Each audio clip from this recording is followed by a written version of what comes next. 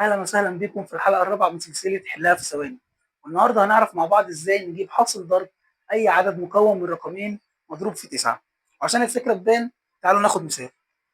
لو انا عايز اضرب 32 في 9، ببص على رقم الآحاد ده 2، ايه المكمل بتاعه عشان يبقى الرقم 10؟ 8. طب وايه اللي هنا؟ ببص على رقم العشرات 3، الرقم اللي بعده 4، اطرح 32 من 4 تبقى 28، تبقى الاجابه 288. ناخد مثال تاني عشان الفكره تبان اكتر. لو انا هضرب 57 في 9، ايه اللي يكمل السبعه عشان تبقى 10؟ 3. ايه الرقم اللي بعد 5؟ 6، اطرح 57 ناقص 6 تبقى 51، تبقى الاجابه 513.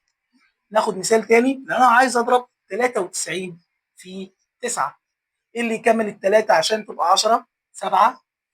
9 ايه اللي بعدها؟ 10، اطرح 93 ناقص 10 تبقى 83، تبقى الاجابه 837. ناخد مثال تاكيدي بتاعنا حلو جدا. لو انا عايز اضرب 68 في 9، ايه اللي يكمل الثمانيه عشان تبقى 10؟ 2. الستة بعدها 7، اطرح 68 من 7 تبقى 61، تبقى الاجابه 612. والمثال اللي جاي ده ليكوا انتوا.